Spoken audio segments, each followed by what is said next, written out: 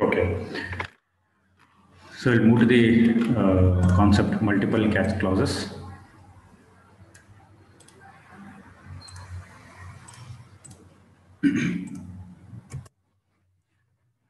Okay. So in some cases, more than one exception could be raised by a single piece of code. To handle this type of situation, we can specify two or more catch clauses. Okay. So each containing a different type of exception. When an exception is thrown, each catch statement is inspected in order, and the first one whose type matches with that of the exception is executed. After one catch statement executes, the others are bypassed and the execution continues after the try and catch statement. So we'll see how it works. Multiple catch statements means multiple times we can use the catch statement for one try block. Okay, so we'll see how it works. In this program, what I have done, this program example traps two different exception types. So two exceptions are there here in the try block. So we'll see what are the two exceptions. Okay. So in the try block, int a is equals to args.length. So args.length. So args means this string we have to consider. Okay. So this program, so compulsory I should execute in command prompt only, because command line argument we are using. I think in strings chapter we have discussed it. So how to use command line argument. Immediately after this class thing in the execution time, so I have to give some comments. Something I have tried that will taken as comments, that is string. Okay. So that length it will find out. Okay.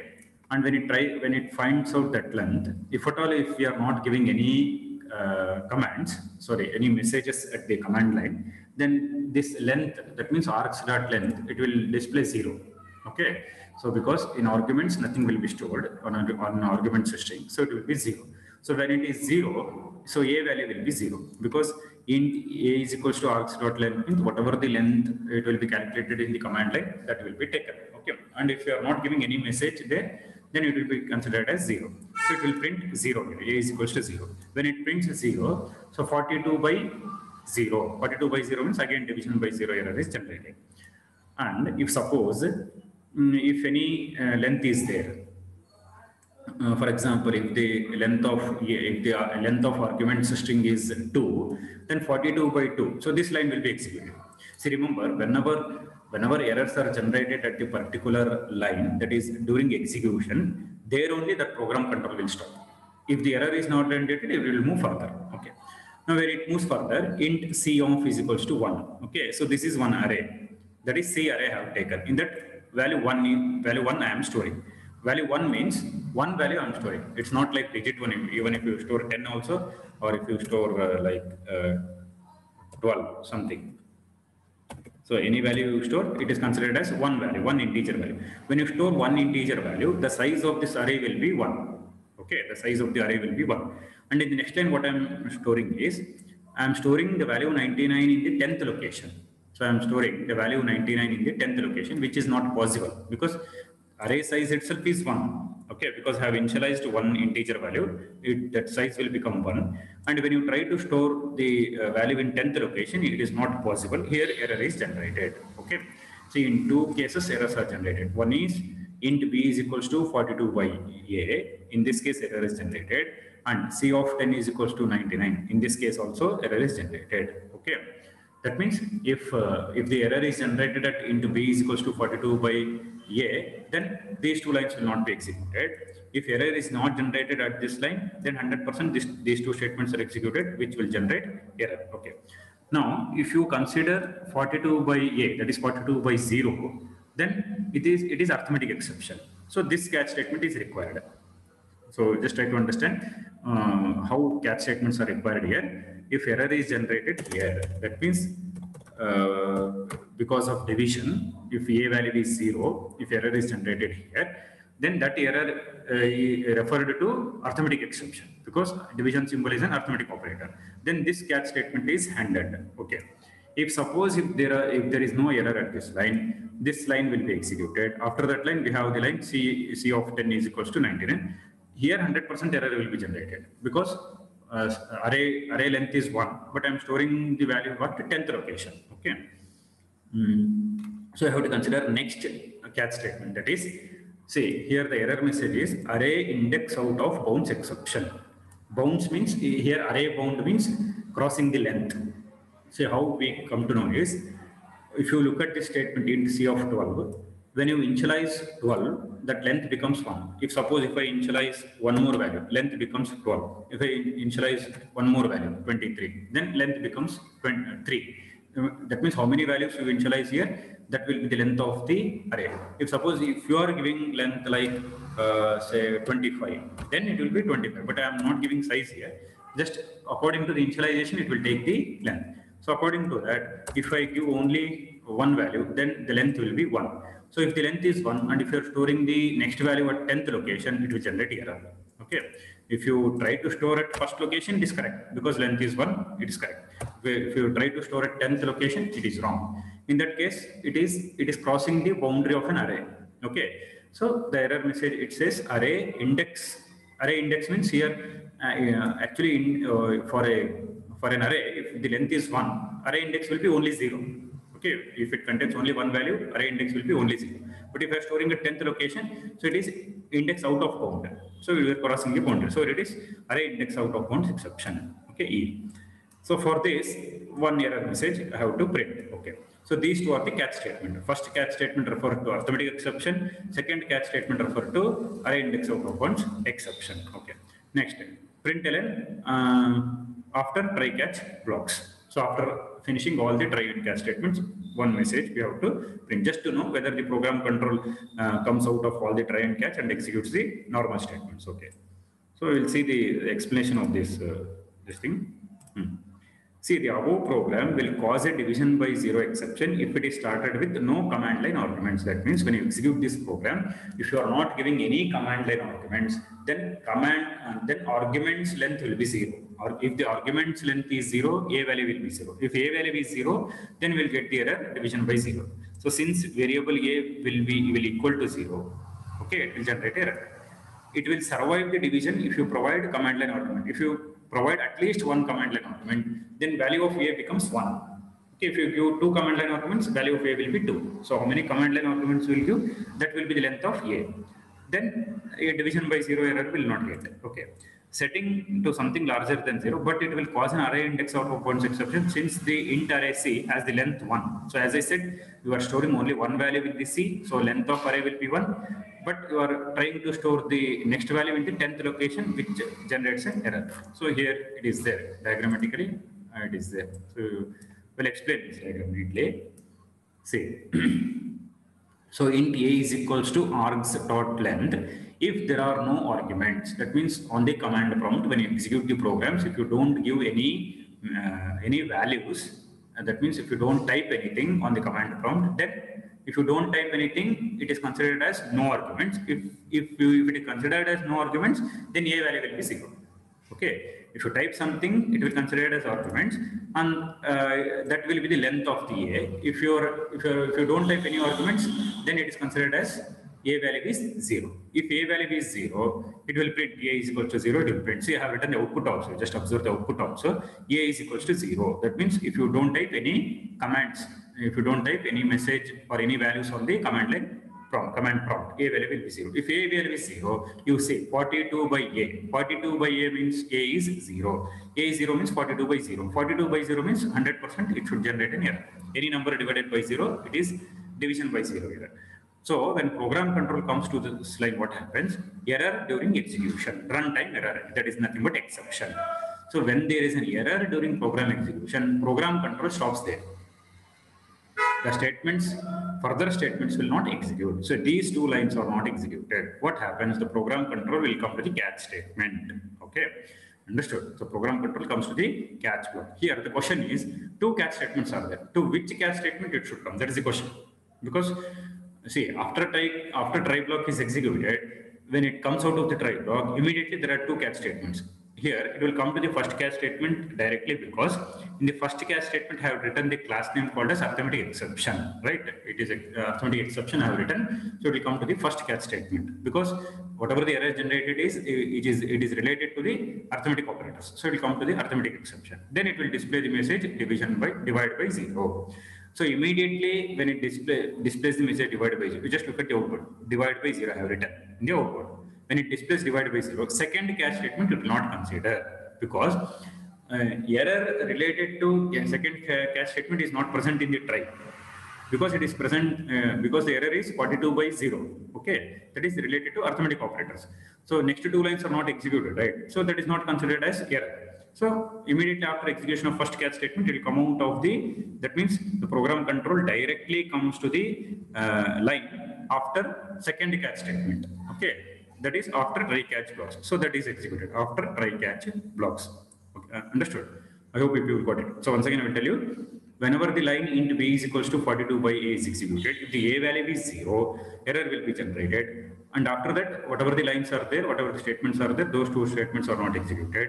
Program control will come to the first catch statement because it is an arithmetic exception. That message is displayed. After it is executed, it will not go to the second catch statement. It will come out of the entire try catch statements. How many catch statements you have used? Entire try catch statements will come out, and it will display the last message after try catch blocks. Okay. Next, let us think about the second error. That is, let us consider there is an error at C of 10 is equals to 99. So now here it is there. Say. So when you execute the program, at least if you provide one command line argument, okay, at least one, then a value will be 1. If you provide 1, then the length of the arguments will be 1. If you provide 2 command line arguments, length of the arguments will be 2. So if you provide at least 1, a value will be 1. So when a value is 1, you look at the output, it prints a is equals to 1. So if a is equals to 1, int b is equals to 42 by 1. So a value is 1, so it becomes 42 by 1. So if it is 42 by 1, it is not an error. Only if it is 42 by 0, it is an error. So other than 0, any positive integer, if it is taking a value from 1 to any positive integer, then it is not an error. So if there is no error at a and b is equals to 42 by a, the program control will move to the next line. What is the next line? Int c of is equals to 1. So one value we are storing in an array. One value means you can store any value. Just I have given digit 1. You can store any value. So when you are storing one value, then the length of the array becomes 1. Okay, just remember here, length of the array becomes 1. If the length of the array is 1, you can store value at the first location only, because length itself is 1.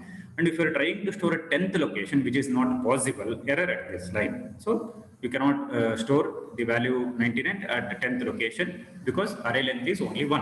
Okay, error at this line. So when the error is generated at this line, so this error is related to the array.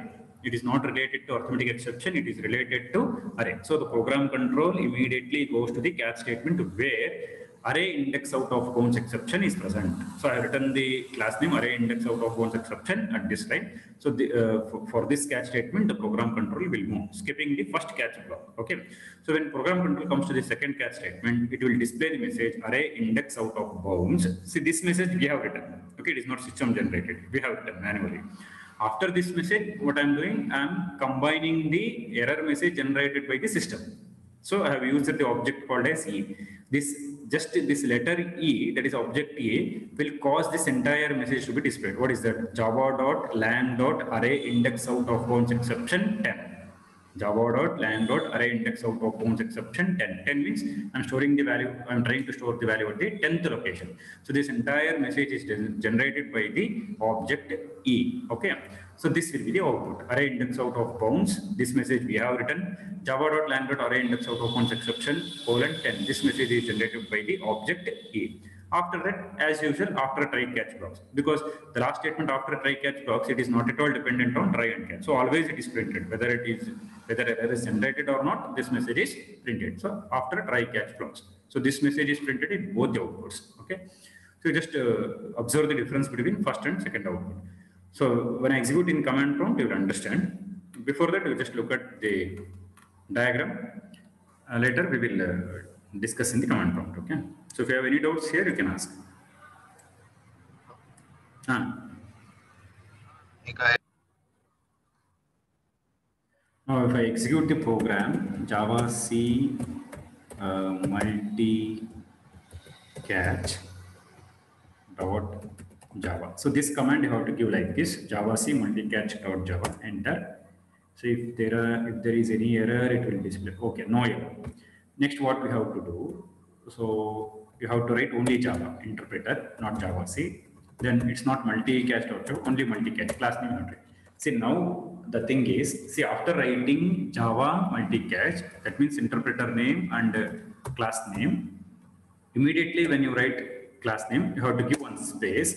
See, now whatever you type, it is treated as command line argument, because in all the programs, what we do after execution of this command, that is Java with class name, we will press enter key so that output is generated. So, but here you have to stop timing, you have to stop for a while. You have to write some value here. See, for example, I write 11, 12, 13, any value, 14, 15. So 5 values have taken. So that means command line arguments are 5 here. Okay, command line arguments are 5, 11, 12, 13, 14, 15. So if there are 5 arguments, if there are 5 arguments, then so a value will be 5. That means args.length, arguments length is 5. So if the arguments length is 5, so division by 0 error will not generate. You just see here. See, a is equals to 5. So it is printed a is equals to 5. That means arguments length is 5. I have taken 5 arguments. So if division by 0 error is not generated, it means array index out of bounds exception is generated, because I am trying to store the value at 10th location. Okay. As you saw in the program, C of 10 is equals to 99. So I am trying to store the value at 10th location. It will generate an error. Now, one more time I will execute this program. So I will remove all the command line arguments. Okay, Java multi-catch. I will not provide any command line arguments. That means after typing Java multi-catch, that is multi-catch is a class name, immediately I press enter. The meaning of that is I have not provided any command line arguments. So it will be treated as 0. See, a is equals to 0. That means we have not used any command line arguments. So if I am not using any command line arguments, means command line arguments length will be 0. So the string length, args string length is 0. So if it is 0, it will generate 0 division by 0 error, divide by 0. So if divide by 0 error is generated, means first catch statement is executed. So second catch statement will not be executed. That is array index out of bounds exception. So out of 2 catch statements, 1 catch statement will be executed here. Okay. So this is how we can execute. I think in NetBeans I didn't try this program, because compulsory we have to give here command line arguments. So today if I get time, I will try it and I will tell you tomorrow. So how to execute this program in NetBeans. So but with command line, command prompt, we can understand like this. I think this is the best way we can understand this program. So once again I will execute and show, you just see. So Java multi-catch, if suppose if I say, say, even I can say like A, B, C, D, E, F, G, H, I, okay, P, Q, R, okay, M, N, O. Just have typed some message. So ABC is the first argument, DF second, GHI third, PQR 4, MNO fifth. So A value will be 5. So length of arguments is 5. So array index of bounds exception is generated. If suppose if I don't use any arguments here, so A value will be 0. So division by 0 error is generated. Okay. Okay, fine. So this is about multi-catch statement.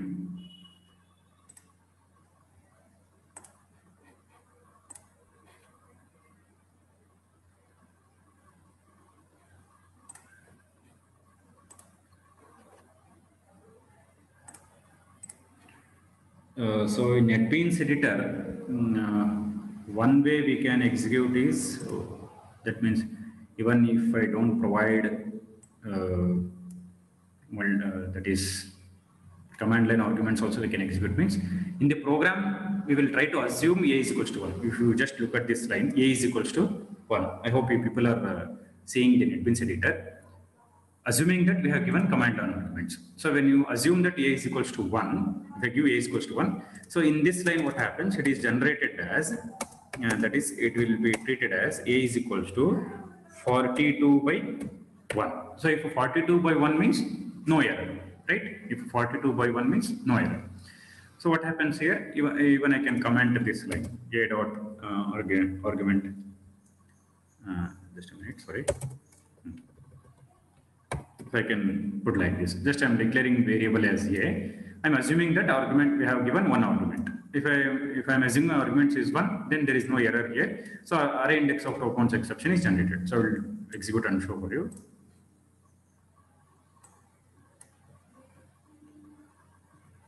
Okay. So this is how we can consider. That means just I'm assuming a is equals to 1, value greater than 0. Whatever value you can assume it, value greater than 0. So this is how it is generated. If suppose if I'm assuming a is equals to 0, that means if I are not given any command line arguments, now we will see what happens. So first error message will be displayed.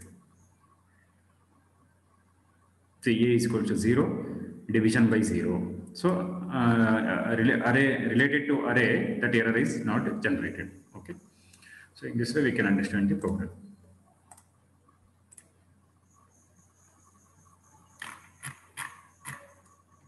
Okay, so these two are the two outputs. So here run 1 means when we execute for the first time the program. Run 2 is nothing but when we execute for the second time. So when I execute for the first time, if the argument's length is 0, a is equals to 0, division by 0 after try catch blocks. If argument's length is at least 1, then I can say a is equals to 1, array index of bounds of exception. Okay, java.lang.array index of bounds exception 10 after try catch statement. Okay.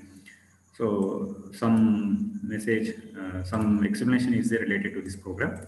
We will discuss this and we will stop the class. So when we use multiple catch statement, it is important to remember that exception subclasses must come before any of the superclasses. This is because a catch statement that uses a superclass will catch exceptions of that type plus any of its subclasses. Thus, a subclass would never be reached if it came after its superclass. Further, in Java, unreachable code is an error. About this explanation, that means it is not actually related to the previous program, but if I use multiple catch statements, then how we have to use that one they are telling. If you are using multiple catch statements, how we have to use that they are telling. In this program, you will come to know. Okay, so in this program, I will explain. Tomorrow I will explain.